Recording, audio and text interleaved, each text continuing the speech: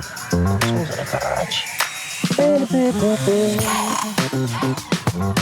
My brother, are you nice? The best, my brother.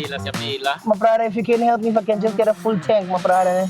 That's correct. Yeah, if you can just fill it up for me and then 95. 95 all the way to the top. And check the oil and water. I know everything is fine. I service the car. Thank you so much. Thank you, my brother.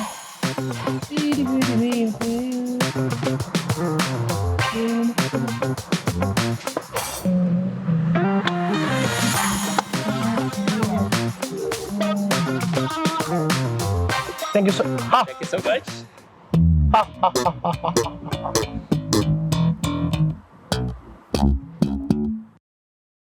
When did petrol get so expensive? Petrol is so expensive, it went up.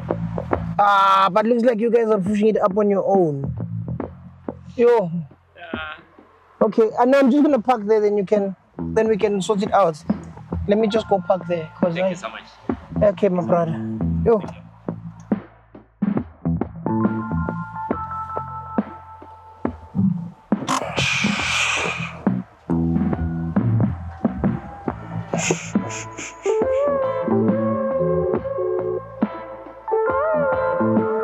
Carpo. But I have a huge problem here. Okay, first of all, how are you? Being rude. So, I'm at the garage. I was filling up petrol for a trip. And the bill came back, and the full tank is 10,000 rands. And I don't have that much money on me right now. So I was wondering if you can't help me out. Do you know anybody that's willing to buy maybe my kidney? Konja, you have that friend, man, that does dodgy things. Yeah, that buys body parts and what. Ish.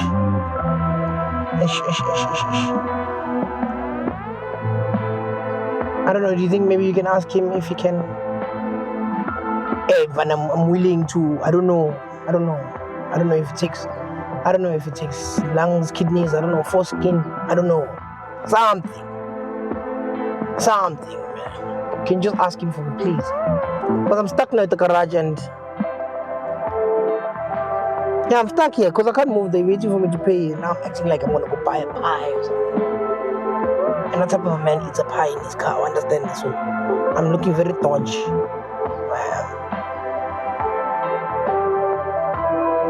Yeah, let me know. Because at this point I don't know. And maybe you can take my liver. I know it's a little bit damaged. Too much, don't hold your butt. Nonetheless. Yeah, I'll wait for your call. I'm at the garage. Sure.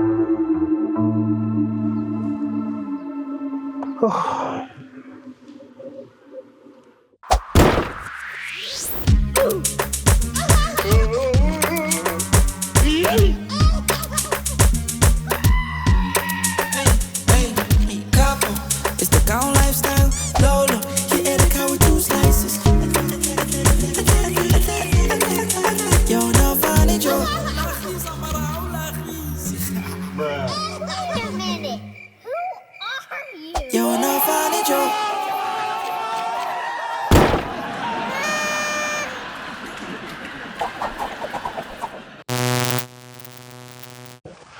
Welkom bij Helaas Nies.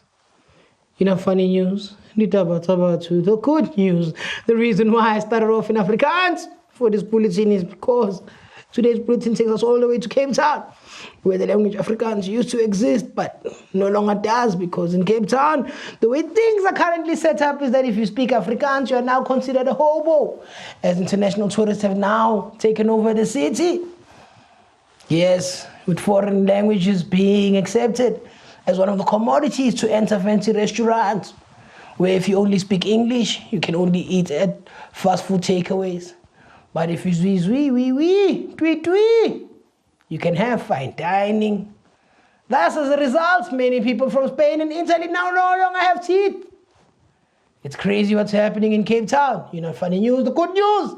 Ditaba, Tabachu. Welcome to Funny News, the good news, Ditaba, Tabatu, we're in the beautiful streets of Johannes today. And with the Metro FM Award coming up, we are here to inquire about the new awards that have been, what can I say, announced. Today, who am I with? Dawn. Dawn. Hello, Dawn. And? Musala. Who? Musala. And Dawn and Musala. Now, Dawn and Musala, I know you guys are aware of the Metro FM Awards. They're taking place in Durban this year, in the beautiful city of Ethekwini municipality. And they've just announced a new category for the artists who've missed the most gigs. And I want to know, how do you guys feel about this new award that they are trying to give out to people? Nominees are people such as Kelvin Momo, Sedfield, just to name a few that have been announced in this category. Do you know who they are? No, not really. I'm from Australia. Wait, what? That's crazy. Mukhala, where are you from? I'm from here, Where here? South Africa. So wait, before we go further, who influenced who here in terms of where? Basically, they own a little business. Okay. And then I came from Australia, saw their business, loved what they were doing, and started creating some girls' clothes for them. So I guess we support and encourage each other. Oh, okay, what's this business called? Hip Hop Cargo. Oh, okay. What inspires these outfits? Being individual, unique, and expressing our own self. Oh, nice. And where in Australia are you from? I'm from West Australia, Perth. Perth, lovely. I think I have a friend called Thibaut Touch that stays around there. Yeah. Shout out to him. Yes, I want to speak to you guys now about the award at hand for artists who've missed the most gigs. How does that make you feel about the music culture right now? That's not cool. They were supposed to squeeze them in. No? Yeah. And you? Well, I think if they missed most gigs, but they're up and coming artists, that's a great opportunity for them. Yeah. Yeah. Because I always tell people Kevin Momo's a nice up and coming artist, and yeah, they should be squeezed in. Thank you, ladies and gentlemen. Thank you so much for your time. Thank you for joining me. This is You Know Funny News, the good news, the taba. My name is Lolo, and we're out.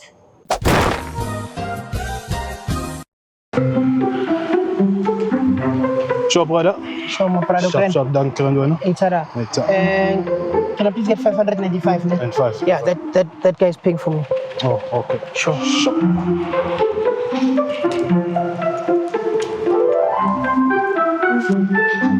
Yo, John. Yeah, 500. What is the number now? Oh, what's the number now? Eh? No, say le 500 tout son patale. I know. Serious. Kajan. Kuba sengithelile kahle. Eh. Uphuma bakho. Na usemotweni.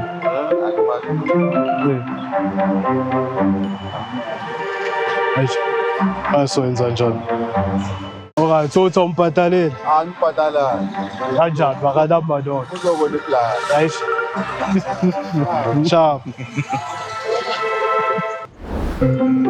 Sharp was it? Yeah, Sharp, can I please get 500? Ne? net 5. Yeah, that guy's paying for me. Alright. Done, Baba. Sure. Yeah, 500. It's a number no uzombhatalele. Mina ngifaka futhi uyabo.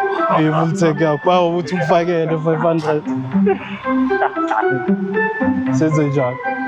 Ngoba uthi uhamba nawe uthi If I was that rich, I was just gonna say, hey, Jeff. so manje angibhadale but uhamba nawe. Uma mina ngenze njani because sengithelile phela ngani. Yeah. Which one? Iyona le.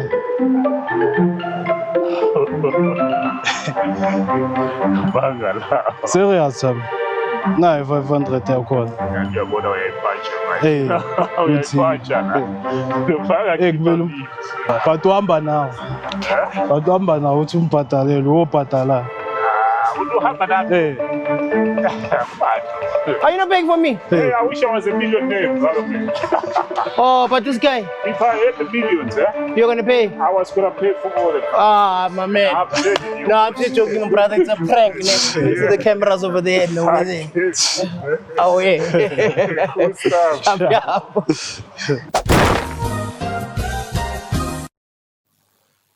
Action. Passion. Passion. Motion. Motion. Brotion. The potion. The oxygen. Oh. Lotion. I said lotion, bro. I mean, like, When did you say lotion? I said lotion. Aye, couple. You saw that. Aye, couple. You heard that. Aye, couple. You heard that. Couple, aye, couple. Hell no. Couple, aye, Ain't gonna couple. work like that. Couple, you ain't say lotion, couple. Okay, cool then. How you feeling? I feel amazing. I feel blessed. You good? Grateful. Yeah. I'm very good, man. Yeah. Yeah, I think I met the best. Okay. Yeah. Yeah, but we'll talk about that. Are you gonna tell me? No, we'll talk about it Oh, yeah, when our guest comes through, because she works with those things. with those things, nah? Yeah. Oh, yeah. Good. Yeah. I'm in a good place. I got so I recently found out that there's a doctor in KZN that can heal certain sicknesses. Okay, cool. But apparently he uses like a nice methods and what. So apparently he crushes garlic and beetroot and mint and some herbs, and then he can heal HIV stuff. All right, cool. So we'll talk about that one also. That doctor. We'll ask the doctor straight. We'll ask the doctor that knows if she knows about. Yes. All right, cool. Speaking about doctors, ladies and gentlemen, our guest for today is not only a doctor but also a fitness kiskari junkie, man. You can say fitness junkie. Kiskari junkie. Yeah, you know, people that participate in our activities such as high rocks and stuff. A mother, a wife, a lovely person overall. Ladies and gentlemen, it gives me great pleasure today to introduce to the show our guest, the one and only Dr. Khanyile Lenake. Dr. Khanyile. Lenake. Ke Lenake batho. Ke Mema Setšhaba ke nna o. Oh. A ke tlhaloa ke Mema Setšhaba se Mema Lenake. Ke Mema Lenake, but I get it when you get married into a new family, they give you a name. Oh. So my name, my birth name is wouldn't know. Khanya. Oh, you wouldn't? No, Sorry. when you speak things of marriage, like focus on. Oh, okay. Yeah, No, but now we're educating, so I have to educate. Oh, thank you. I'm reminding, but I'm educating. Be slow with your educating. Don't. Because also when she's Mema Setšhaba, she's critical. Hallelujah. Analytical, political person. Hey, like, I just love that about her, man. She's so optometrically potostical. Thank you. Yeah. Actually, I must start answering those the way she does. Thank you. You're not educated, very educated. Absolutely. Yeah. I'm just honored to be sitting amongst men of your stature. Yeah, no. More society. Yeah. Yes. So when you get married in African families, the family that you marry into gives you a name. So my name is Masechaba. Oh, for real? Yes. But my birth name is Nogukhanya, which is mother of light. Masechaba is the mother of nations. Oh. When you are a mother from birth. I'm just a mother. I feel like I'm letting my people down because now Man, I've only got one. I didn't know that the man's family gives you a name. So when you would like sister Lolo again? Because when I get it, because you get it. Funny, ne? What say you? I got something like maybe When you are your sister Lolo. So that's very dope because Abuti Lolo and This guy's hilarious. from Lolo's family they named her sister Lolo, which is very dope. I find it cute. It's poetic. Yeah, I mean like Abuti Lolo. Oh, you too. I mean, I'm just listening to the man of stature. He's speaking facts here. Facts. Straight. Sapone ke pero sonto, ke pero kagat ko sa Michael Jackson. That's Yeah, why no, I want you to know. Why did they say was talking in the man in the mirror? Oh yeah, I'm asking to change his way. Oh yeah, no mistake. It's been any better. If you want to make a wrong, a bad place, just look at the sun and make a change. Oh man, oh you're gonna make me cry. I watched the movie, it's amazing, but you guys will go watch it. Let's not go there. I cried. I was in Germany. Let's not go there. Shoo! I was in Germany. International man of stature. Do you understand? You know what? We are not wavy. Germany is a very nice place, you know. I mean, so Jafar Jackson, Sure. Who plays Michael Jackson in the movie, and I saw Michael Jackson's older brother, and I saw his brother, and I saw Michael Jackson's kids. Okay, I've got one question. Yeah. Is Michael Jackson alive? Michael Jackson is not alive. No. He's gone, and I had to shoot my shot. I had to shoot my shot. You had to try. I had to try. no, he's gone. You know, Oh. yeah. You know, Jafar was playing Jafar. This guy, you know, you ever shake my hand. I'm like, what's up, Jafar? Because that's the closest thing. It wasn't Michael Jackson. I mean, like, True. You know what I'm saying? You So- touched his blood. Yeah, you get what I'm saying? I tried. Genetics. Yeah. Genetics. You know, yeah. So Yeah. it was amazing, man. Like, you know, I think, okay, you know what? Let's not talk about Germany too much because that's going to be like I'm stunty and all of that. So I don't want to be like, you know, we used euros that side. You've got to stay humble, you know? Yeah, Just you know. humility. We used euros. Yes. Yeah. Bought my burger for 14 euros. Guys, remember when a Big Mac used to be 19.99? Do you remember? That's I know you're talking to me now. That's- yo. that was a time. Good old days. So I'm a little bit disappointed because you guys, I love it. I'm very grateful that like we had like fruits and veggies like in the green room and water. Like I'm a Kota girly. Like For I'm a real? Russian and chips girly. I'm eating fruits aside. Because that's what was there. I'm not going to be rude and not take it. Thank you. I appreciate it. But that's my stuff. I thought you came with it. Oh, that but they handle things nicely. Yeah. I appreciate it. So yeah, going back to the food, Lolo, because you see, there, you and I, Lolo, Abuti, we here. Let's talk about it. No, 19.99. Usually we eat kotas here, but then because of you, they said no, we must have fruits and not what. That's discriminatory, and I'm a little bit insulted, but it's fine. Fitness, what? The high rocks. Guys, why do you think I gym? And that's exactly what I said. And it's the reason Are you gymming what for to take the quota out or to gym? The reason I gym, and I even said this to my trainer when I went to meet him, the reason I gym is because I really love food, and I really love like not having to think about if you go to a family event and there's like biryani and there's samosa and there's like whatever there. I must now say no because I'm trying to watch my figure. No. So I even said to my trainer, you can do anything, make me do high rocks, burpees, what. Yeah. You will never get a six pack from me. And I'm fine with that. Okay. Because I was also telling my personal trainer the same thing. Really? That I know from me, never. Six pack, forget. Like I'll give you many things, but six pack. Sure.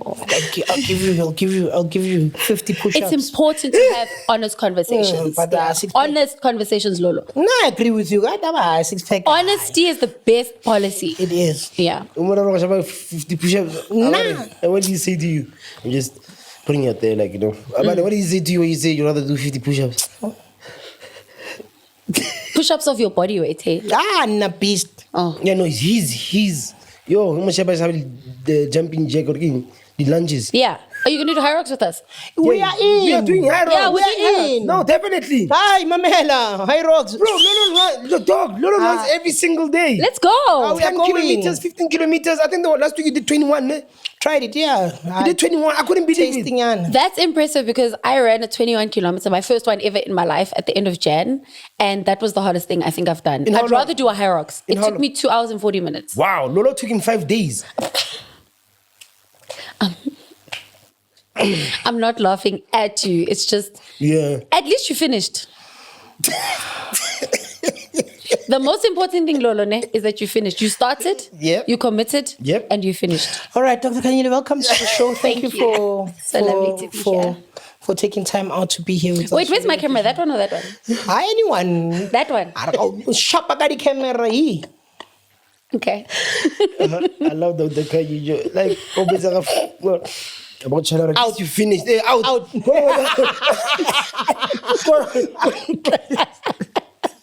She doesn't want to hurt your feelings. No, you know the problem now is when you're a medical professional, you understand how difficult like some of these lifestyle choices people have to make are.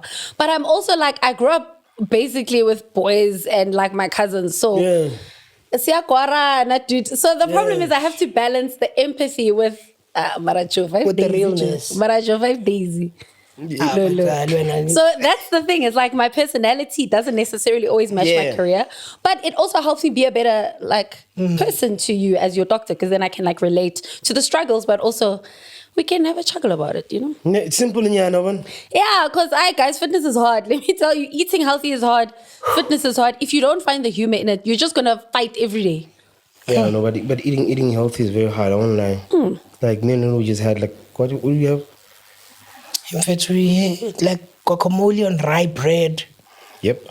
Like already that doesn't sound nice. Doesn't sound appetizing. Guacamole on rye bread. Why is the bread rye? And then maybe if you add like an egg there, it gives a little bit of salt to it without adding too much salt. Yeah. And then you can add like some hot sauce. Protein, yeah, you can make it like sexy, you know? Yeah, just a little bit of that. Touch. When man. Cottage cheese. Garlic nyana, man. Just for, you know, to help with the CD4 count. Like, no, man. We need to talk about that CD4 count thing because you shocked me about that KZN doctor of yours. Hey, so that man, what he does, like he puts the, what he uses garlic, beetroot extract, some mint, you know. Lolo. And then a little bit of imbizanyana just to also help while you're boosting the CD4 count, you're also boosting other things, you know. The problem is... The problem is we want to do things that have nothing to do with how we got the HIV in the first place. And we want to treat it with something that is completely generic. You need to have targeted medication that targets that infection, not just stuff. That's going to make your immune system healthier. That's why he adds that other thing, the last part, the Mbiza part. No, he adds the man. Yeah. No, but that's not gonna cure the HIV or treat the HIV. It's gonna make your immune system stronger. Yes, that's what we are taking. We've got a lot of work. Yeah. Is there? I wanted to ask, is there a cure for AIDS? So HIV does not have a cure at this time. What we do have are medications that you can take to either prevent the transmission, so that's you giving it to someone else if you have HIV, or reduce the viral load, which is the amount of HIV that goes around in your body causing the damage. So the way HIV works is the virus goes into your body cells and it kind of hides there, and then it uses your own cells to create more HIV. Now, the problem with that is your immune system gets weakened because it loves to target the immune cells. And that's why you get sick. And it causes other secondary infections. So you then progress to AIDS when the viral load is really, really high. You've had long-standing HIV. And those other infections usually kill you along with the HIV and AIDS. So what you need to do is, one, yes, strengthen your immune system. So things like garlic, things like beetroot are very good. But you need to treat the HIV itself by reducing the viral load. You can never cure it completely yet. So let's hope that all of the medications that are coming up and the treatments and research that's being done is going to help. But what we can do is reduce your viral load so low that it doesn't cause symptoms that can lead to infections of other things, compromise your immune system, or even you transmitting it. Because I mean, people who have been living with HIV their whole lives have been able to have children who are born without HIV, have been having partners who they don't transmit the HIV to, which is important, but they are taken care of by healthcare practitioners and they're not doing like weird trips to KZN in the middle of the night. No, I didn't go in the middle of the night. So when you have sex with someone that has HIV, so do you get it same time or it just chills a little bit or you have to take some pills? So it depends, right? So the way that depends on the style. No, man. Because I want to know. Because I just wanted to know. Because apparently there's pills people take. Yeah. When you share someone who has HIV. Yeah. And then you take those pills and you won't get it. Yeah, so that's called PrEP or pre-exposure prophylaxis.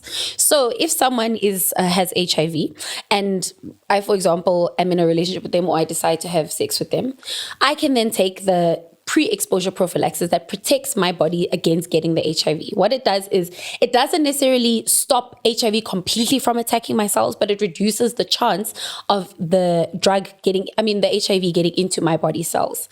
The problem is it actually kind of is the position because HIV is transmitted through bodily fluids, right? So if you are having particularly anal sex or you're having exposure with the actual body fluids, semen, the vaginal fluids, oral sex, etc., with your mouth, that can increase the chance of exposure. And also if you have like little cuts in your mouth or in the vagina, in the anus, whatever, that can get the HIV or that increases the chance of the HIV getting into your system.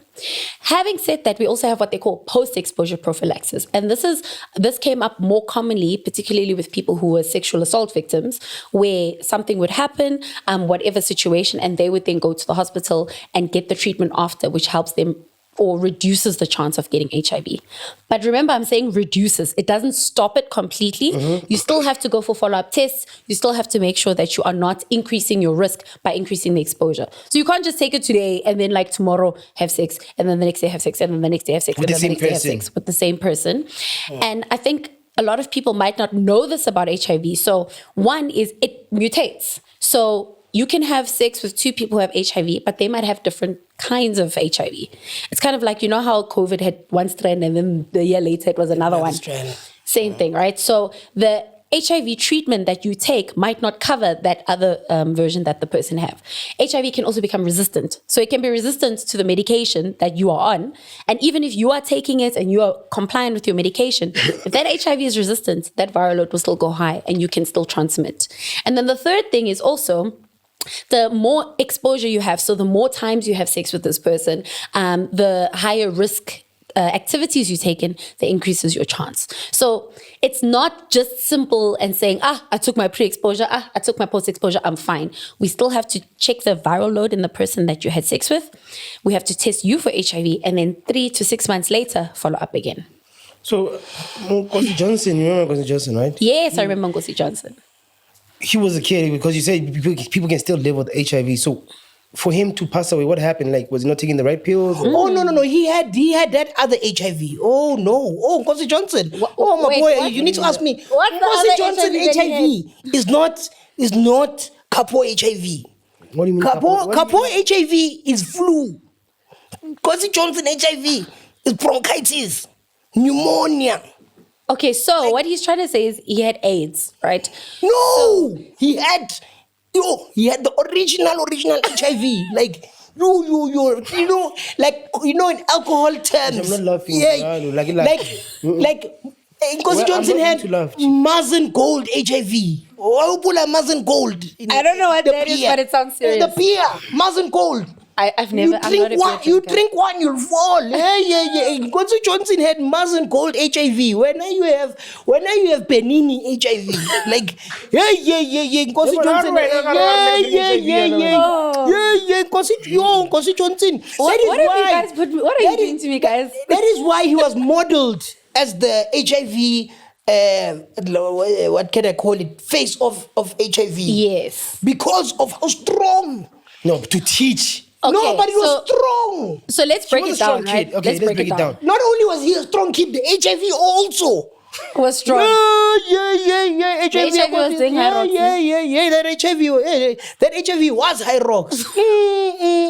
Okay, no. So Nkosi Johnson's mother had HIV and she passed it down to him. So he was born with it, right? Okay. So even women who are pregnant, when they have HIV, they can take their normal medication, but when the baby is born, they also give the baby what they call a prevention of mother to child transmission. So there's 2 drugs, and sometimes in some cases there's only 1 drug that they give to the baby. That allows moms to breastfeed, because formula in South Africa and around the world is expensive. We don't always have the option, and breast is best. So if we can get mom's viral load low enough, we can allow mom to breastfeed without worrying that baby's going to get HIV. However, we do check, right? So at the time when Nkosi Johnson was born, this conversation we're having was not something that was as openly discussed. The medication wasn't available. The stigma was very high. And so he had HIV, which then progressed, like I said earlier, on to AIDS. So his immune system was completely terrorized by the HIV. And even if he had taken medication, it was going to take a very long time for him to recover because the side effects at that time of the medications were so severe. So he was on treatment, but the AIDS, unfortunately, led to other complications that led him to die. So the reason he was so well known was because he became an advocate going around the world and telling people about this is what happens if you don't get the right medication, if you don't give us money for research, if you don't help us get the drugs that we need into the countries that have the highest rates of HIV to be able to help the children and families affected by it. It's about gig guide man carry once a December. Yeah, well, gig guide high. Uncle Johnson on the 1st of December. Not guide. Chi. I look up at a small I'd say gig guide wow. Lolo! Here man not so maka 6 who's saying body mining. Ka 6 who's saying mine. 6:30 E-news. You know, well, yeah, I'm not lying to you. No, yeah, but what's the gig guy? 9 a.m. Parakwanad. Wali di PSI, sisonke bafet, ningawari, sizoba right, in, out. 11 o'clock, Steve Pico. I would just like to say, HPCSA, I am not responsible for the comments and opinions. I'm doing my best. So, do you think that the people, because now we know with HIV and AIDS, a lot of times the education is only with the sabapong, like, you know, do you think we need to go more out there to the villages of people to learn, like get people like you to go to the village and tell these kids and, you know, mama 18 years to 20 years, 21, 22. Yes. No, even when they're young, exactly. Yeah, that's what I'm saying. But because there's some kids in schools, that because they don't born get with enough education, right? That's for what you call this thing. What kind of game, man? What talk? Motivational speaking with and all talk about you can do it, you can become the best. We understand that we can become the best, but do these kids know about like AIDS? Do they know about mental health? Do they know about you know, rape and all of those things? So you know why this thing is so difficult to talk about, particularly with kids, is because of the way that you can get HIV. Right? So it's because it's associated with sexual intercourse that it's so difficult to talk about with young children. And even in like families, if you ask the church, for example, earlier back in the days to talk about this, it was very difficult because now we have to talk about safe sex practices. People who, according to some groups, people who are not married should not be having sex. But also, if you look at some of the stats, it was people who are in fully married relationships who are getting HIV from their partners. So now we have to talk about the taboos of society, right? So I actually like conversations like this. Ne? You guys are people who are living your lives. You're in the entertainment industry. You are going out there and you have a voice, whether it's comedy, whether it's entertainment, you have a voice and you talk to people who might never go to the church event, who don't have the time to say, oh, there's a talk at the rec center at 7 p.m. We're going to be talking a health talk. Guys, people don't go to those things. Yeah. This is where they talk about it. And even if some people might like laugh about it and make a joke about it, that's what's happening in society, right? It's time for us as medical professionals to go out to people where they are, not only at like the community halls, but to sit with you guys here. You know, these things about Lolo going to KZN and getting those herbs, people do that. I mean, even Bosango, my traditional healers need to be brought into that conversation because people go to them and ask them these questions. So I'm really honored that you guys are allowing me to do here. I mean, it's wild that you said a gig guide, but asiko lapo. But this is how we get the information out. And I'm a bits of booking. You could eat lapo kun jahat lavo. What to have barata agizing guy by nama mutu naming. You know, in the early 2000s, I get no is the thing you at least the born Rico Shape. Yes. It's a PLC and then you got 14. Yes, exactly. You are fire. You're happy. You have your 4,000. You had unprotected sex. You go home. You're happy. Hey, let me go buy myself a bag. Yeah, so I can be cute. And then next weekend again, pata. Different person, and then now you're spreading it. I got like, you know, these people, I don't need the guys, like even the people that are home and watching. When you see a girl passing, oh no, and I'm better blood, don't you? You know what I'm saying? And no, I'm happy the government around. Has to remind condom on the toilet. Look at the condom. Papa, Actually, the condom. Yeah. I don't see condoms anymore. The condom. I'm gonna say the condom. Hey, when I see choice. Banana, yeah, but strawberry. that's the flavor. Guys, we still talk about condoms. When we're struggling for periods and sanitary pads and toilets, we're still trying to get that fight going. You guys are asking for condoms. But you know what? I can't even have condom is protection, and I understand that it depends. But you know, most South Africa, you talk about something right now, and they didn't execute. I'm talking about, yeah, we have to do this. What have been out? Yeah. No more talking about those things, and now we forgot about that. Yeah. People used to have drive and taking pads to the hood, but sometimes I feel like maybe they don't have support from our government. Honestly speaking, you know, I'm not saying our government that there's some people. I'm not saying everyone. I'm just trying to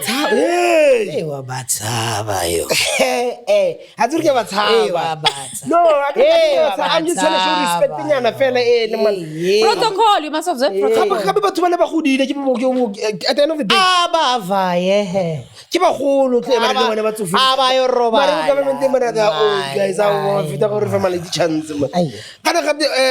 Obama you don't want to man ke godile man Donald Trump a ra ke gope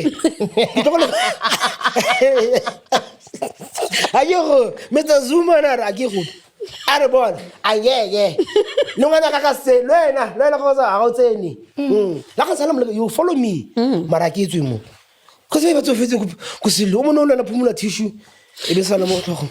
Guys, it was hot. Madlaga position is hot. It's hot in there. The aircon doesn't work there. What fees are there? I'm afraid. No, but we really need our condoms back in the toilets. And also the pads for the kids. They need to have, for the ladies, 20D toilets on. About 20 son. And then you have events of 500 million. Yo. And then what about 10? Giving the nyagago. What hard are you? South Africa is tough actually. But other countries, do they have like pads in the thingy? I mean, are you talking about other countries from like the same standing as in South Africa? Yeah, the third same world standing. status? No, so you'll find like third world countries have a lot more responsibility in terms of health, social security, funding for the socioeconomic status of the country. So in South Africa, we have above 30% unemployment, right? Status. No, we've got a lot of speaking Schowa. Did you not bring me here to speak English? You must speak English. Can I speak English, please? I went to the University of the Verts. University of what? The Verts. Varsitans, please. I need to speak that English. So if you have third world countries that have very high unemployment, poverty, they've got a lot of infectious diseases. A lot of that budget goes to that. So when you are talking about pads and condoms, they're like, guys, do you want jobs or do you want these things? And 100%. the problem is you understand why it's important that all of these things are addressed, but how do we get the money for that? And so a lot of the time you get public partnerships where you get corporates and organizations funding those. And that kind of helps go a long way because it helps relieve some of the pressure that governments have to. Not that it's not the government's, it's not their responsibility. They still have to do that. But it assists people on the ground to actively go out and do this work that they need to do. And in Germany also, like, doctors, go Germany. You don't need medical aid in Germany. It's like a moment. What world country is Germany? It's the first world. It's the first world. I mean, yeah, you're right. Yeah. You've never been to Germany. What's the first world? I mean, I don't know what a second world country is, but What's the second? I don't know. What's that? Abuti Lolo. It's in between. Yes, like what? Give me an example. It's in between. Give us an example. It's in between Africa and Europe. So, how come Europe? Strait of Hormuz. So when you move from Europe, first, okay, Artom, yeah. Obana how to German? So you go first. How to first? Ufita second.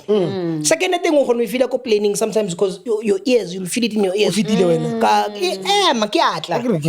it in your ears. How when they block, you passing number 2.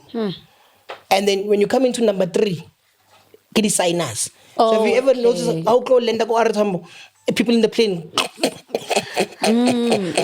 Get number 3. Okay. So that's how you distinguish which world country Oh, okay. Oh, no, it's ya tlhaloganya o bua puo pha. And it just you know, but naga fitted in your Germany, you know. It was. Do you know that Germany has the biggest airport in the world?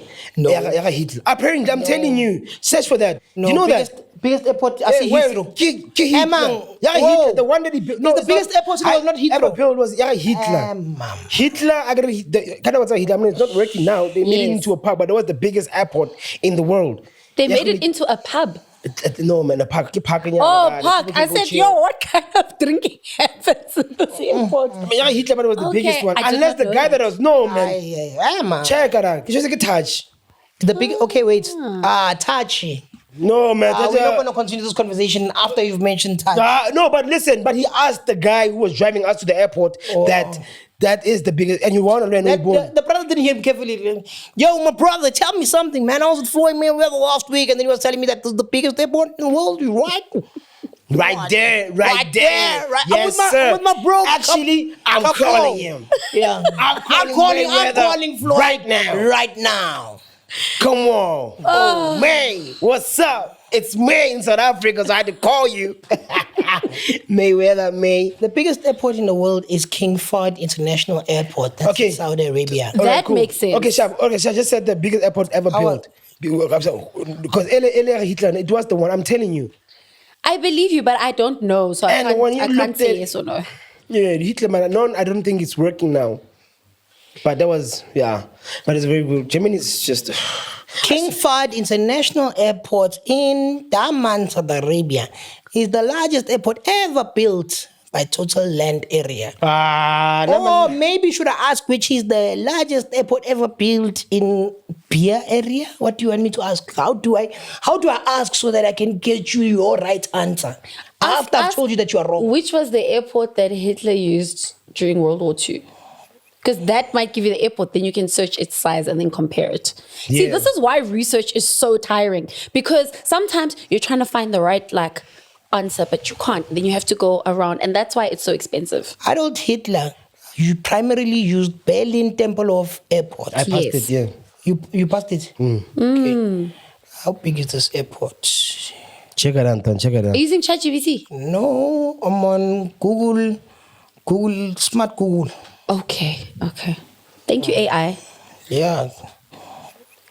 The Berlin Tempelhof Airport was designed to be one of the largest and most monumental building complexes in the world. Its scale was a central part of Hitler's vision for Germany, intended to serve as a massive gateway to Europe. The total campus area is 380 to 400 hectares. Sure. That makes it larger than New York Central Park. Jeez. Okay. Okay, it's huge, Carpo. And then how much is the other one? The other one is huge. That's Saudi Arabia. I heard it from someone. So I was just sharing it's why with you guys. I want to thank you for sharing your world experience with us. Yeah. Because we would have not known until you said it. And we would have also not done our research into the largest airport in the world. So thank you. So I think this is the formula we should use. That I think going forward, I should allow you to lie. Then I will research your lies and then we will learn something. All right, cool. But in this case, you're not lying. You are just representing a liar's view. Okay. Yeah, which makes you a liar.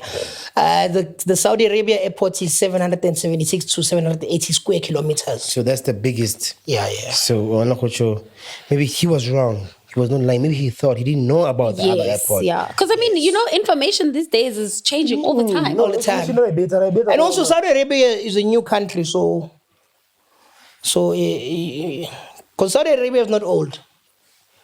You're older than Let's talk about health. Yeah. Okay, sure. Now let's go into actually before you studied. Excuse me. You studied medicine. It took me 6 years at Wits. Got 7 years. So there was a degree of 7 years, and then they changed the curriculum. So in some places it's still 7, other places it's 5. But where I studied, it's 6. Do you always wanted to be a doctor? Kind of. So I wanted to do something that was gonna not make me bored, was gonna allow me to help people, and then also keep learning stuff. So I actually studied. I applied for teaching, accounting, and then medicine. And then I got into medicine. Who allowed you to apply for Mr. Lenake? You had 3 options on your application. teaching. Guys, teachers are incredible. Definitely, heroes I of would this not be the world. person I am today if it wasn't for some of the teachers. Heroes of this world. Yeah, Me too. that's true. So, yeah. Like with all of us in this room, we all share the same testimony except for one person. What happened? Our teachers didn't influence anything. Oh no. No, it's why because I no graduate and I graduate. But give it a matric. It's like a B. Yeah, but you know, teachers metric. What's that? Hey, Batum. are you taking out your NSC? I'm taking out my phone. I'm taking out the call. You're making this guy bring out his CV now. Capo didn't finish metric. If it's a matric, Why? No. Okay, wait. Did you go to school with Carpo? No, Capo did not finish. Like, Were you one there of- with him? go Comedy again. dance. One of Capo's rises to fame is that he didn't finish metric. I did not know. That's part of Capo's story. Like, I finished my matric at 2010. Oh, I did in 2009. Marajalo fail, yo. No, I failed once, bro. Didn't get a lot. I failed once. Go grade 10 when all my friends. So failed. tennis galalata and then you still failed. I failed because I was a very naughty kid. Very, very naughty. It was me, Refilwe, Ego. We all failed. Yo, together. Yeah, my friends. Yeah, and then Wow. they expelled me. Stay in school, kids. Choose the right friends. Yeah, man. Sometimes when you stay in school, sometimes I don't know, man. Hey, man.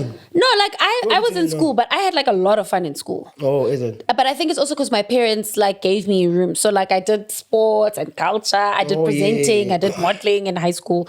So it wasn't only school. And I think some parents get it a little, like they put too much pressure on you to get the marks and be very good.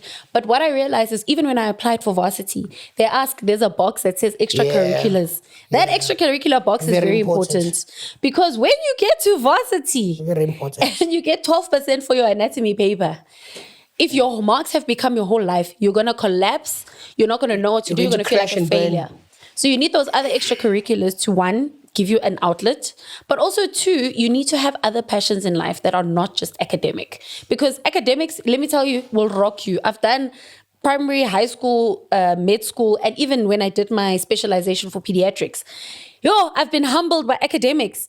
And I just can't believe, like I can't understand how people choose only that route without having some kind of support outside of that. Yeah. So let's talk about mental health. Why is it so difficult for people to open up, especially like in the, like, a lot of people don't like opening up about mental health. And, Yeah. how can we help people to start opening up, especially men? Yeah. Also, and yeah. Just child or really young fit because mental health is really destroying our communities, destroying our friends, our families, because people don't like talking. Yeah. So there's an interesting quote. I don't know who said it. Someone was saying that a woman's biggest fear is that about men is that he'll kill her, but a man's biggest fear about women is that she'll laugh at him. Right. So I don't know where it came from, but it really speaks to why particularly men are scared of being vulnerable around people. Is because I don't want you to think I'm weak. I don't want you to think I can't do something. That's my responsibility. And I don't want you to laugh at me, and I don't want to be humiliated. But what worries me is that those feelings happen in men and women. So why is it that men particularly have the highest rates of suicide? 70 to 80% of suicides annually are in men. And I think it's because of the spaces that we are in. Women, when they have a problem, Chomi, wait again. Lolo, he did X, Y, and Z. Oh, I can't stand him. And they are very Chomi. Yeah, this guy. And then you relax. It's off your mind. You can go back. You can cook Lolo dinner. But with guys, when you guys come together and you talk about issues, sometimes it's like, man, you'll be fine. Don't worry about it. Or it becomes like a joke, amongst society. The other thing is like men tend to be a little bit more violent, not like killing people, but they fight, And because you don't really have the spaces to get that anger out healthily, I find that it comes out in other ways, gender-based violence, or you guys fight with one another, or it becomes crime. So what I think with mental health is because the stigma is so high, because men can't in their spaces individually talk to one another in a safe way, that then comes out by depression, suicidality, etc. Having said that, it's very nice to sit and talk and have this conversation and educate people about what mental health is. But if you, and I think anyone who's watching this even now, is thinking about an issue that they have in their lives that's really stressing them out, do you have someone who you can trust to talk to and is going to be a safe space? Because sometimes you just need someone to listen. You don't need someone to do anything. And so even for you guys, do you have that person. It could be a friend, could be a family member, it could even be like a pastor who you can go to and just talk about your issues, and you know you're going to have a safe space. And I don't think a lot of people do. That's true. So why do we take pills? Okay, so with mental health, it's a spectrum, right? The definition of mental health, and the World Health Organization defined it in 2019, basically in summary is where you have a pattern of dysfunction that leads to personal, interpersonal, social, you going out to be a part of the community, professional, so your work, and interpersonal and personal dysfunction. So if you are unable to wake up in the morning, if you don't have energy, if you are constantly changing, you're happy, you're sad, you're emotional all the time, you can't explain why, you are having thoughts of killing yourself, or you're not able to function at work, all of those things are patterns that happen. And if they happen often and become dysfunctional, that's mental illness. But remember, a bad day can also be a symptom of mental illness, but it doesn't happen every day. And that isn't necessarily a mental health disorder. So what happens is sometimes you have a bad day, you talk to a friend, that's a form of mental health therapy, then you heal. But if it happens often enough, you have these patterns that go on in your head that lead to dysfunction. And the chemicals in your brain, serotonin, dopamine, etc., they get altered and sometimes are the cause of those mental health disorders. And you need medication to help balance those hormones. The medication isn't necessarily intended to be lifelong. There are some conditions, particularly with like severe schizophrenia, where you have hallucinations of that because the chemical imbalance is so abnormal that you can never get to a point of stability. But the chemicals the medication is there to balance the chemicals enough that when you have the therapy, when you speak to your psychologist or psychiatrist, when you have the cognitive behavioral therapy and you go work with people to learn and unlearn the patterns, that helps your brain be quiet enough to learn them. And then we wean you off. Because remember, those patterns are habits. If you get into the habit of doing things over and over again, they kind of become part of who you are. And the medication helps settle your brain enough for those habits to take form. And you then have better mental health. Do you think social media plays a very big role in like people's mental health also? As in like, people, you see like girls want to be like the Kardashians. They want to be like thing. And then it also affects the marriage about or say relationships and all of that. I mean, let me ask you the question, right? Yeah. If you are sitting at home, okay, let me ask you, Lolo. Yeah. If you are sitting at home and you are supposed to go to the gym, right? Carpo is calling you, brah, let's go to the gym. And you are sitting at home and you just don't have the energy to do it, right? Then you go on Instagram and you see this one person is like completing a high rocks. The other one is finishing Cape Town Marathon, 56 kilometers. The other person is like training. And you don't know the backstories of these people. You're just seeing it on social media. How's that going to make you feel? Yeah. It motivates you to want to do it. Mm-hmm. Yeah, you're right. Because I think about like someone like Carpo who usually call me and say, I didn't want to gym, but I just saw your video today. I saw you benching 120 kilograms. I'm at the gym now. Wait. He said, when I think about the things, how they are, when I think what you're saying and how, if I can relate it to our lives together, that's how it usually happens. Because, a couple lost a lot of weight actually. Congratulations. And a huge influence of it had to do with what he would see online and stuff, especially with how we would train. And then on days when he's lazy, he would come in because of what he's seen online. So I agree with you 100% based on what I know from my good friend here. Yeah, so in the same way that it can be used to motivate you, I think the opposite can be true. Because if you're working really, really hard, and let's say we are doing the exact same thing, you guys, let's say, have separate podcasts, right? You're doing your own podcast, you're releasing episodes the same day, you have similar kind of content, but let's say Lolo gets 1 million followers and you only get 10,000. You're going to now think, what am I doing wrong? Yeah. What am I not doing that he has? What does he have? Or who is he paying? So that it kind of puts these negative ideas in your head. So what you have to do with social media is, 1, think about the person you want to be. And then 2, curate your social media to the point that it allows you to motivate you. Not to say that you don't want to follow people who have more than you or are a little bit better than you in some aspects, because you don't want to have something to aspire to, but you must never compare yourself to what they have. Because again, I personally, I mean, I did it the other day where I posted how tough one of my workouts are. But I'm not going to post there where I'm like collapsing on the floor. I'm not going to post where I'm shouting and saying, I don't want to do this. I'm not posting where I'm lying in bed and saying, yo, I just do not want to get up today. I'm posting the fun stuff. I'm posting the hey, the pull-ups and the whatever, right? Mm-hmm. So everybody's journey is unique on social media, and social media is a tool. It's not a lifeline. Therapy, medication, family, those are lifelines, because those are things that can actually pull you out of really dark places when you're in a pit. But social media is one of those things that you should never use for mental health or to maintain your mental health. I'd really like for therapy to get better PR in the country, hey?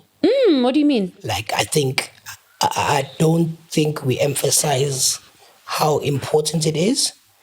I think we label it as a thing that only the wealthy should be doing, or only the wealthy do. But if it had better PR so that more of us who can afford it, do it. You know what I'm saying? Because many of us can afford an 800 Rand a month.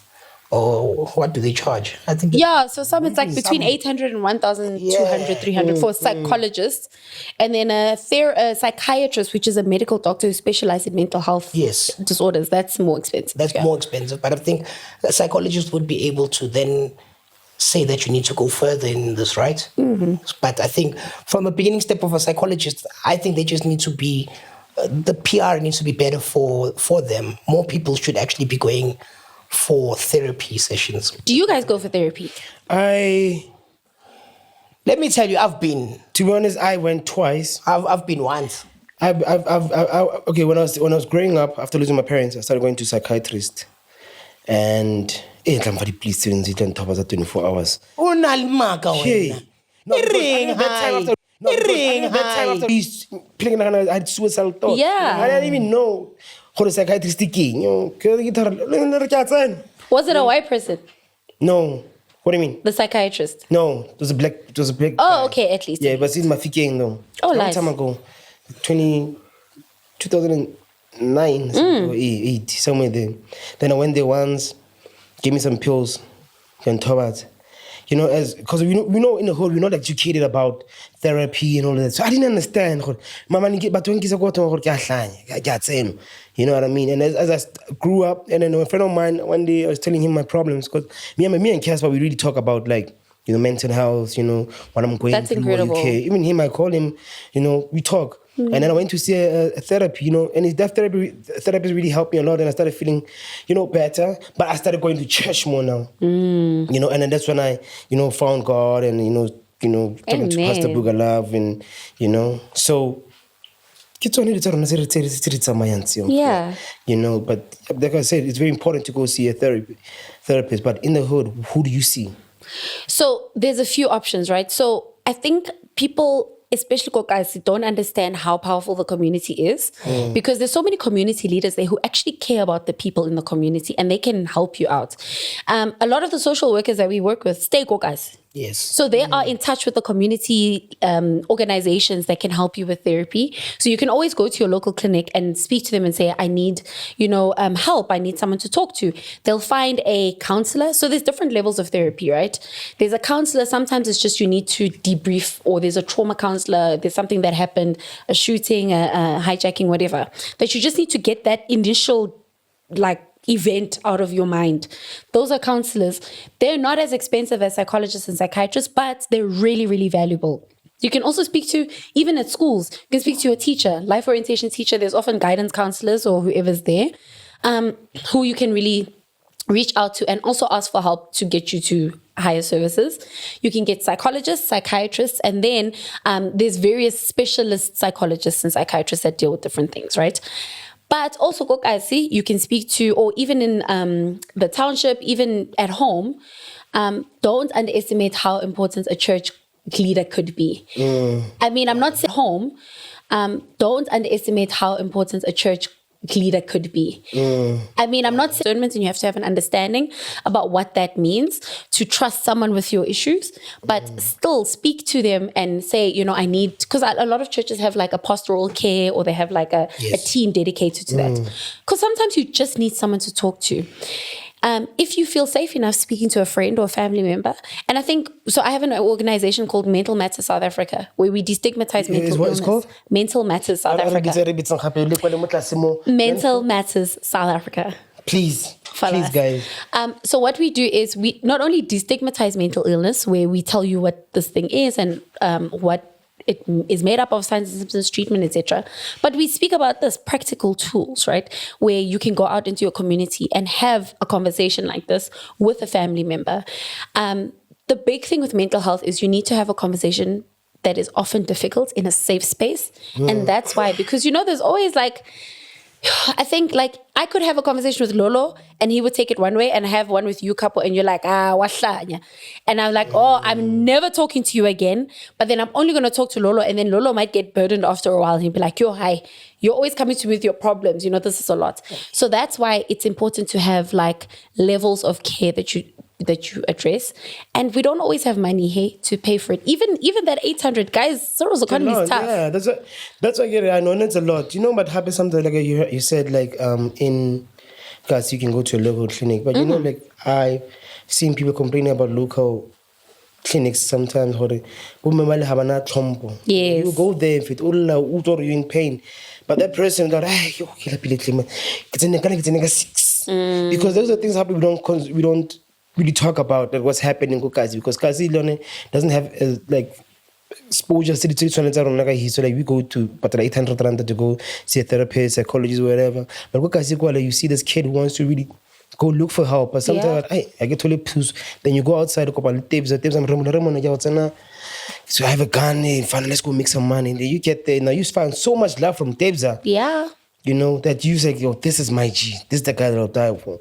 And that's the thing is, especially with gangs in general around the world, they provide you with a safe space. 100%. When you're in trouble, you call them. When you're upset about something, you call them. And those bras will come for you. Hey, they will help you. Right now you feel so like, my and they will homies like, listen to you get what I'm saying? Hey, they will listen to you. Yeah, fine, they will listen. And they solve your problems for you. Yeah, and I mean, I wish like, a lot of programs, so like us, everyone, we can just go to Kasi. We can't go to all the hoods. Just to talk to these kids sometimes, because it's very important. Because I've been to a Kasi school. You could see in Fedor, but you find some students blind. And then when you go back home years later, this guy used to be one of the best students at my school. Why you both are like, how? Carpo, they attended the Lolo. No, because I was expelled at a lot of schools. St. Michael's and every time we have a guest over here, Carpo introduces a new school into the... No, but I was expelled from school. I was a naughty kid, so I was expelled from a lot of schools. Yeah. The first time I got Pinza, out. But like I'm also glad that you had that exposure and that God protected you here, because there's other kids, they were in the same school. You can, just because you finished school, just because you finished varsity, just because you finished, and got medical doctors, CEOs, have fallen to crime, have fallen to mental health diseases. So I think it's really great that you have that story where even though all these things happened, I don't know what it is like in your life that helped you get on the right track and stay there. It is God. I don't want to say it, but I'm glad you said it. I know, I had to say it. I'm just and sending great people into my life. Yeah. Good people into my life. Friends, about Lolo. And that's mental health. Lolo, when I see Lolo, and he will call me 4 times a day. Man. And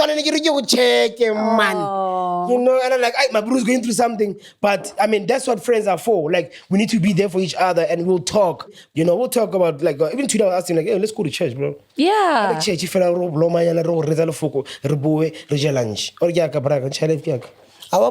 lunch. Okay, what the one? Because that would have at least that would have sealed the deal. But I won't lie, like, without God sending my friends into my life, I don't know what I'll be, because He sent good people into my life. You have friends like, and I just hope like my friends don't pretend. Sometimes people pretend to be. Yeah. Yeah. But I'm grateful. Yeah. No way. I wanted to know from you Tabaya Bill Gates, man. Okay. Yay! Okay. What? Study health study health I think for the greatest part is that the best part of this interview is all the information that you did give out. The great Bill Gates.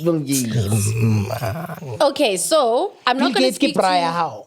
No. Have you met him? Guys, do you think I'd be sitting here with you guys if that was my bracket? I knew it. This belt is out of both. You don't know us. That's amazing. Cristiano Ronaldo. Halala. He was here, but he was just passing. Oh, so he just came quickly. 55 million Yeah, 55 million. Double platinum. Sure, guys. 55 million streams. No, you know what? I forget that I'm in the room with internationally qualified worldly men. I forget. Daily Suns. Okay, so my apologies. Yes. Let me just humble myself to change. And start again. Tell us about Bill Gates. Okay. So it's I'm part of the Gates Foundation. There's a global creative council. It's 7 creators around the world. So they're from the UK, the US, Kenya, and then Nandi Matita's here with me in South Africa. So what's important for me is I'm more worried about, or I'm more focused on the stories of the people who are actually doing the work. Because it's great that there are corporates around the world that come and fund all these amazing things. But then, like, where does the money go? That's what I want to see. So there's incredible organizations like Envirolu. There's also places like Quantium. You don't even know what Quantium does. I'm going to tell you what Quantium does, right? And Quantium and all the work that they do that helps. I'm going to not... No. But there's certain organizations that are doing work to really focus on the 3 goals of reducing preventable deaths in mothers and children, which are vaccine preventable. Also preventing deaths that are vector-borne. So vector-borne is like malaria, infectious diseases, more cholera and stuff. And then also reducing poverty. So yeah, you hear this big name, but who are the organizations? Who are the people on the ground doing the actual work? Who are the people benefiting from this? That's what I'm here to share with you. And I want to meet those people and see how we can support them baseline. Because the Gates Foundation money is going to end. We've got 30 years to finish this fund that he's allocated. Once that money is done, we have to continue on with the work. The work is not going to stop. People are still going to need to be changed. Let's go Abuti Lolo Foundation. Thank you, Abuti Lolo Foundation, man of stature. So with that Bill Gates lifestyle thing, the foundation. I receive the monetary lifestyle. I receive the monetary lifestyle. I don't Bill Gates lifestyle. I like saying lifestyle. Guys. Oh, the lifestyle. So what's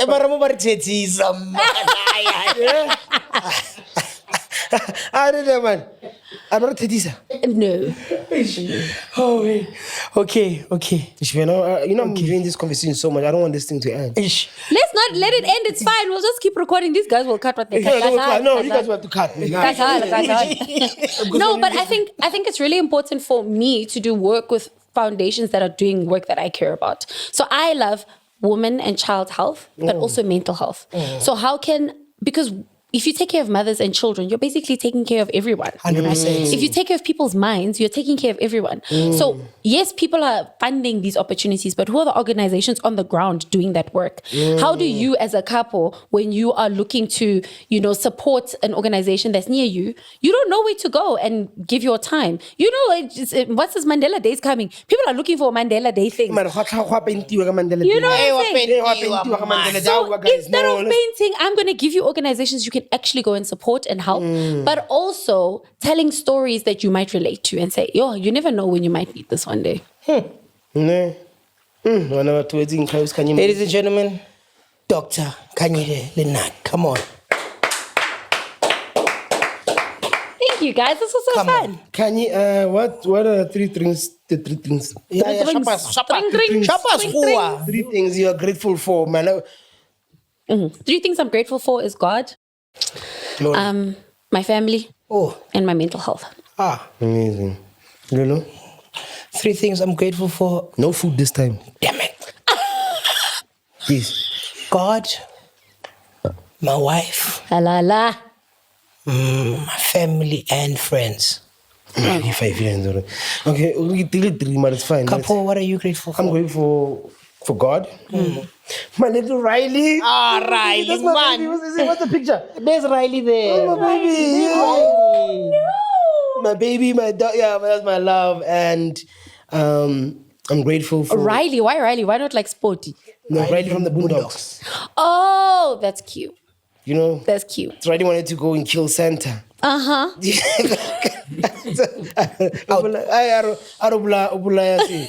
So, Dr. Khanyile, is it Khanyile about that? Awa Carpo, not No, after no, 3 no. things. Awa No, I Carpo. get about Awa Carpo. Carpo, Well, put it in my bio. Dr. Khanyile, thank you so much for being Dr. with us. Khanyile. Awa Carpo. No, I Awa just want to know, Carpo. like, is it Dr. I'm a pediatrician. Ladies and gentlemen, P, what looking? Pediatrician. Pediatrician. ubereka ka maoto. No, not a podiatrist. Like udirani. Udokta wa di-toenails. Babies. Pediatrician. Like wabona how dira pedicure and then setsa my shop. We are pediatrician. No, that's not what I do. I heard you, my sister. Thank you so much. Thank you so much, guys, for having me. Can you just do this with us? Lights. Off.